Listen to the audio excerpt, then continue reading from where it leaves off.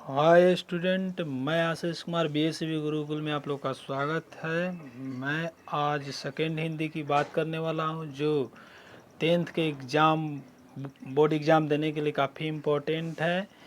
तो हम लोग शुरू करते हैं सेकेंड हिंदी। इसमें देखेंगे कि सेकेंड हिंदी जो है हमको क्या क्या पढ़ना है। सेकेंड हिंदी जो है बोर्ड एग्ज़ाम में 10 नंबर का पूछा जाता है। जब हम इन हिंदी का एग्ज़ाम 100 नंबर का देते हैं, उसमें 10 नंबर का जो है सेकेंड हिंदी रहता है। तो सेकेंड हिंदी में आप देख पा रहे होंगे, पहला चैप्टर का नाम है दही वाली मागमा।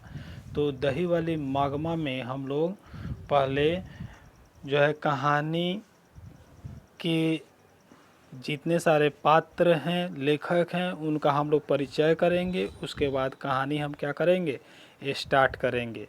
तो यहाँ आप लोग देख पा रहे होंगे, एक तरफ जो है कहानी का पात्र लिखा गया है, दूसरे तरफ जो है आपको लेखक के बारे में बताया गया है। तो यहाँ ध्यान देंगे, कहानी का पात्र। तो कहानी का पात्र जो है वह मेन पात्र जो है कौन है, मागमा है। और लेखक कौन है, श्रीनिवास। कौन है, श्रीनिवास, जो आप देख पा रहे हैं। तो मागमा, इस कहानी में मागमा मुख्य पात्र है। मागमा का बेटा है, पतोहू है जिसका नाम नजमा है, पोता है। मागमा क्या करती है, दही बेचने का काम करती है। मागमा क्या करती है, दही बेचने का काम करती है। उसके बाद आप देख रहे होंगे कि वह दही बेचने कहाँ जाती है, बेंगलुरु शहर में। वह दही बेचने जो है कहाँ जाती है, बेंगलुरु शहर में। उसके बाद वहाँ बेंगलुरु शहर में उधार देने को बारी कहा जाता है। यानी दही देकर 2, 4, 10, एक मंथ के बाद जब हम पैसा लेते हैं तो उसे हम बारी कहते हैं। दूसरे तरफ आप देख रहे होंगे लेखक का नाम। तो लेखक का नाम है, इसके लिखने वाले कौन है, श्रीनिवास। कौन है, श्रीनिवास जी हैं।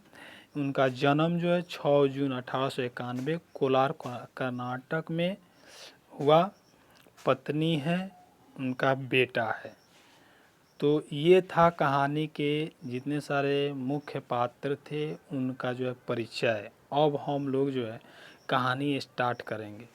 तो इस चैप्टर में लगभग 9 पेज में कहानी लिखा गया है, जो आप स्क्रीन पे देख पा रहे होंगे। यहाँ जो है आपको पहला पेज है, फिर उसके बाद यहाँ दूसरा पेज है, उसके बाद आप लोग क्या देखेंगे, तीसरा पेज है, उसके बाद चौथा, पांचवा, छठा, सातवां, आठवां, नौवां और 9 ठो है। ठीक है। उसके बाद यहाँ पे क्वेश्चन आंसर है। तो 9 पेज में जो है इस कहानी को लिखा गया है। तो आप पढ़ेंगे, समझ में नहीं आएगा, लेकिन हम इस वीडियो के माध्यम से आपको बहुत आसानी से जो है समझा पाएंगे। इसीलिए मेरा वीडियो शुरू से लेके अंत तक ज़रूर देखें। अगर समझ में आए तो इसे लाइक करें, सब्सक्राइब करें और शेयर करें। यहाँ देख पा रहे होंगे, स्टार्ट करते हैं चैप्टर दही वाली मागमा। तो मागमा जो है वह दही बेचने का काम करती है। कहाँ पे, बेंगलोर शहर में। बेंगलोर शहर में क्या करती है, दही बेचने का काम करती है। तो वह जिस रास्ते से होकर गुजरती है, उसी रास्ते में श्रीनिवास जी का घर पड़ता है। कौन, जब मागमा दही बेचने बेंगलोर शहर जाती है तो उसी रास्ते में श्रीनिवास जी का घर पड़ता है। तो वह दही जो है दही जो है लेकर जाती है, और उनकी पत्नी को जो है वह माँ जी के नाम से बुलाती है। कौन, मागमा। मागमा जो है श्रीनिवास जी की पत्नी जो है, उनको वह माँ जी के नाम से बुलाती है। तो कहती है कि माँ जी दही लोगी।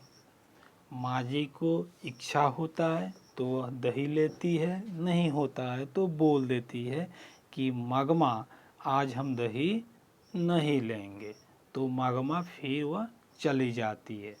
यह प्रतिक्रिया जो है प्रतिदिन होता है। जब जब मगमा दही बेचने बेंगलुरु शहर जाती है तो वह एक बार जो है माँ जी से ज़रूर मिल लेती है, इधर से जाते समय चाहे उधर से आते समय, क्योंकि श्रीनिवास जी का जो घर है वह रास्ते में है। इस तरह करते करते जो है माँ जी से एक लगाव हो जाता है। किसको? मागमा को। किसको लगाव हो जाता है? मागमा को, जो यहाँ पे देख पा रहे होंगे। मागमा को लगाव हो जाता है। अब वह जो है जैसे दही लेकर जाती है, बोलती है माँ जी दही लोगी। फिर उनकी पत्नी जो है दही आवश्यकता है तो ले लेती है, नहीं है तो बोल देती है कि नहीं चाहिए। एक दिन की बात है, मगमा बोलती है माँ जी दही लोगी। माँ जी किसी काम में व्यस्त है। उनका बेटा बाहर निकलता है और कहता है हाँ लूँगी, और वह क्या करता है, अपना हाथ बढ़ा देता है और कहता है दो दही। मगमा क्या करती है, दही लेकर और उसके हाथ पे रख देती है। बेटा जो है वह चाटते हुए अंदर चला जाता है और मगमा कहती है कि जाके माँ जी को जल्दी भेज दो। फिर माँ जी आती है और मगमा बोलने लगती है माँ जी क्या सोने जैसा तुम्हारा बेटा है, बहुत ही सुशील है, बहुत ही होनहार है। खैर जाने दो, अभी तो सब ठीक है, लेकिन जैसे शादी विवाह होगा सब बदल जाएगा। सब जो है वह क्या करेगा, अपने पत्नी का गुलाम हो जाएगा। इस तरह कह के वह माँ जी को सुनाने लगती है। माँ जी सोचती है कि पता नहीं आज मगमा जो है ऐसा क्यों बोल रही है। फिर माँ जी को पूछने का इच्छा होता है, बोलती है मगमा घर पे सब ठीक है ना? मगमा कहती हाँ सब ठीक है, कोई दिक्कत नहीं है। और वह फिर क्या हो जाती है, दही बेचने चली जाती है। इस तरह से लगभग 10-12 दिन बीत जाते हैं। फिर एक दिन जो है मगमा बोलती है माँ जी जानती हो, आज जो है जब बहू जो है वो अपने बेटे को मार रही थी, बहू जो है नजमा अपने बेटे को यानी मगमा के पोते को या बहू जो है अपने बेटे को मार रही थी, उसी पे मैंने मना किया तो क्या हुआ कि बहू में और मुझ में जो है विवाद हो गया, यानी झगड़ा हो गया। माँ जी बहू ही अपने बेटे से प्यार करती है क्या? मैं अपने पोते से प्यार नहीं करती हूँ। लेकिन वह नहीं मानी और हमसे लड़ने लगी। इतना कहकर फिर वह दही बेचने चली जाती है। इस तरह से 10-12 रोज बीतता है। उसके बाद फिर दही लेके माँ जी के पास जाती है। माँ जी को जो है रहा नहीं जाता है, वह पूछ देती है मगमा सब ठीक ठाक है ना, अब कोई दिक्कत नहीं न है? तो माँ जी कहती है माँ जी क्या बताऊँ, कुछ ठीक नहीं है, आज तो गजब हो गया। बेटा ने हमको अलग कर दिया और आज जो है हम खाना अलग बना रहे हैं। बेटा और पतोहू भी अब अलग रह रहे हैं। इस तरह से कह के वह दुखी हो जाती है। फिर दही बेचने चली जाती है। इस तरह से 10-12 रोज बीतता है। एक दिन वह कहती है कि माँ जी, जब से मैं अलग हुई हूँ तब से जो है एक रास्ते में जुआड़ी, अयास्की, शराबी, रंगमापा नाम का एक बदमाश है जो हमारा पीछा कर रहा है। मेरे पैसे पर उसका नज़र है। वह चाहता है कि मागमा से किसी प्रकार से पैसा क्या किया जाए, हड़प लिया जाए। माँ जी, मुझे डर लगने लगा है कि कहीं वह मेरा पैसा हड़प ना ले। इसीलिए मैं चाहती हूँ कि मेरा पैसा अपने पति से कहकर कि कहीं बैंक में जो है रखवा दो। आज जो है जब मैं दही लेकर आ रही थी तो रास्ते में जो है रंगमापा मिला था और वह कहने लगा, मगमा कहाँ जा रही हो, आओ बैठो, बैठकर कुछ बातें करते हैं, उसके बाद तुम क्या करना, जाना। जब मैं नहीं रुक रही थी तो वह मेरा कलाई जो है ज़बरदस्ती पकड़कर और बैठा लिया। मैं किसी तरह अपना हाथ जो है छुड़वाकर वहाँ से भागी। माँ जी, मुझे डर लगता है कि कहीं मेरा पैसा जो है रंगमापा हड़प न ले, इसलिए आप जो है उनसे कहकर और मेरे पैसे को जो है किसी बैंक में रखवा दीजिए। मैं हांडी में पैसे लेकर आया हूँ। श्रीनिवासन जी की पत्नी जो मगमा माँ जी कहती है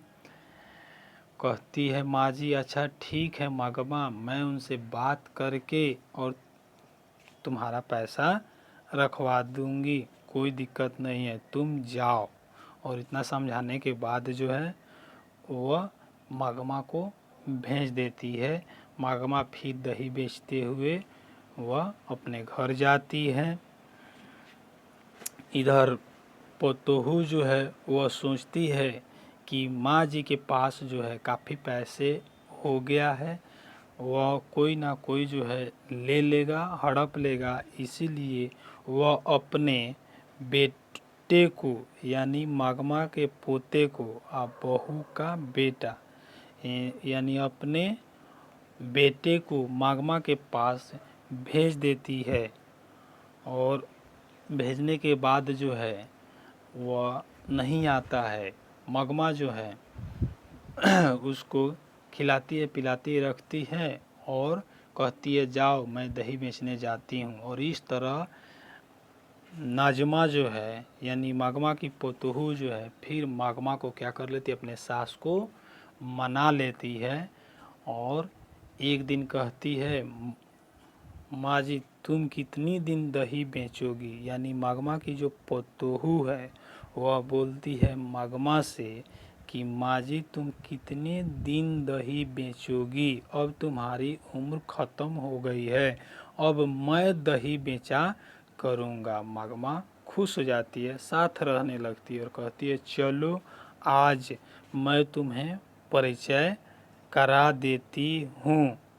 और इस तरह से जो है वह फिर बेंगलोर शहर ले जाती है। मगमा के गोदी में यानी पोता है, सास जो है वह दही ली हुई है। मगमा जो है माँ जी से यानी श्रीनिवासन जी की पत्नी से यह परिचय कराती है कि माँ जी यही मेरी पोतोहू है नजमा, यह मेरा पोता है जो गोदी में है। माँ जी सोचती है कि माँ जी जो है वह सोचती है कि मगमा आज खुश है, अच्छी बात है, सब परिवार जो है मिल के रह रहे हैं। इसलिए कहती है अच्छा ठीक है मगमा, और सब ठीक है ना। माँ जी यही मेरी पोतोहू जो है अब दही बेचने आएगी, अब मेरी उम्र ख़त्म हो गई है। इस तरह कह के फिर वो अपने घर चली जाती है। कुछ दिन के बाद जो है फिर बहू आती है दही बेचने। माँ जी जो है वह कहती है कि जरा इससे सुने कि मगमा कैसे रह रही है। तो पूछ देती है। माँ जी जो है वह पूछ देती है नजमा से कि नजमा बताओ माँ जी कैसी है, तुम्हारी सास कैसी है। माँ जी क्या बताऊँ, आज जो है बात बात पे झगड़ा हो गया। फिर नजमा जो है वह मागमा के बारे में फिर कहना शुरू कर देती है। माँ जी क्या बताऊँ, आज बात बात पे फिर विवाद हो गया, यह हो गया वह हो गया। इस तरह से जो है वह प्रतिदिन जो है कुछ ना कुछ जो है मागमा के बारे में कहती रहती है। तो आगे आप देखेंगे अंत में कि कहानी का अंत में क्या लिखा हुआ है। अंत में है, देखिए यहाँ से हम पढ़ते हैं, मुझे ऐसा लगा कि मागमा भी अक्ल से कुछ कम नहीं। उस घर में अब सास और बहू में स्वतंत्रता की होड़ लगी है। उसमें माँ बेटे और पति पत्नी है। माँ बेटे पर से अपना हक नहीं छोड़ना चाहती, बहू पति पर अधिकार जमाना चाहती है। यह सारे संसार का ही किस्सा है। इसकी हार जीत क्यों होगी यह कहा नहीं जा सकता। पानी में खड़े बच्चे का पाँव खींचने वाले मगरमच्छ की सी दशा बहू की है। ऊपर से बाँह पकड़कर बचाने की सी दशा माँ की है। बीच में बच्चे की चेष्टा करने वाले को कष्ट होता है। गांव में यह बात दही बेचने वाली मागमा के घर में है तो शहर में दही लेने वाली मागमा के घर में भी है। यह नाटक चलता ही रहता है। इस नाटक का कोई अंत नहीं है। इस तरह जो है माने श्रीनिवासन जी लिखते हैं कि यह जो नाटक है, यह जो कहानी है, इसका कभी अंत होने वाला नहीं है। धन्यवाद।